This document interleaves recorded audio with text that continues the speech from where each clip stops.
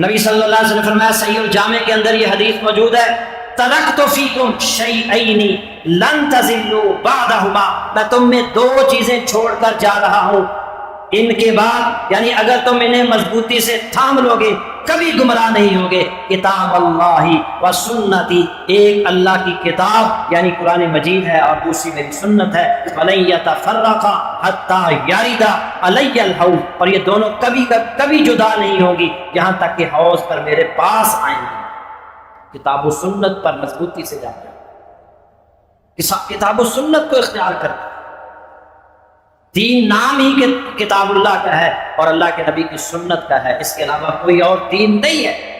آج امت مختلف فرقوں کے اندر جو بٹی ہوئی ہے اس کا سبب اور اس کی وجہ یہی ہے کہ آج امت نے کتاب اللہ اور سنت رسول اللہ کو چھوڑ دیا ہے۔ کوئی امام ابو حنیفہ کی تقلید کر رہا ہے، کوئی امام شافعی کی تقلید کر رہا ہے، کوئی امام احمد بن حنبل کی تقلید کر رہا ہے، کوئی امام مالک کی تقلید کر رہا ہے، حالانکہ کسی قرآن کی آیت کے اندر یا اللہ کے نبی کے فرمان کے اندر کسی جگہ یہ نہیں آیا فلاں امام کی اطاعت کرو۔ قرآن و حدیث کے اندر ایک ہی بات ہے، اطیعوا اللہ و اطیعوا الرسول، اللہ کی اطاعت کرو اور اس کے رسول کی اطاعت۔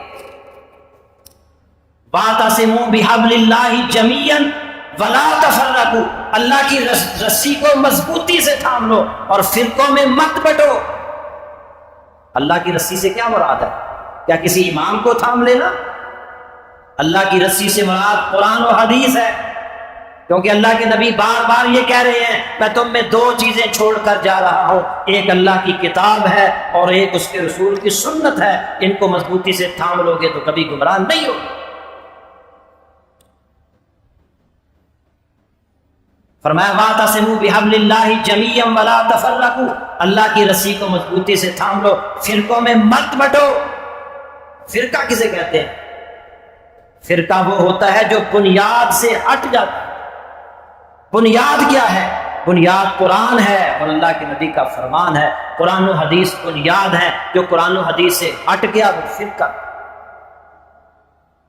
قرآن و حدیث پر آنا، جب اللہ کے نبی کی حدیث آ جائے، اللہ کے نبی کا فرمان آ جائے تو پھر چونکے چنانچے کرنے کی اجازت نہیں ہے، اس پر ایمان لانا ہے، اس پر عمل کرنا ہے۔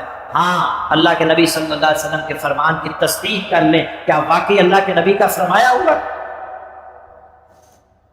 کیونکہ بہت ساری باتیں پھیلا دی گئی ہیں جو احادیث نہیں ہیں لیکن لوگوں کے سامنے بیان کی جاتی ہیں، من گھڑت روایات لوگوں کے سامنے بیان کی جاتی ہیں۔ اللہ کے نبی صلی اللہ علیہ وسلم نے فرمایا جس نے میری طرف ایسی بات منسوب کی جو میں نے نہیں کہی اس کا ٹھکانہ جہنم کی آگ۔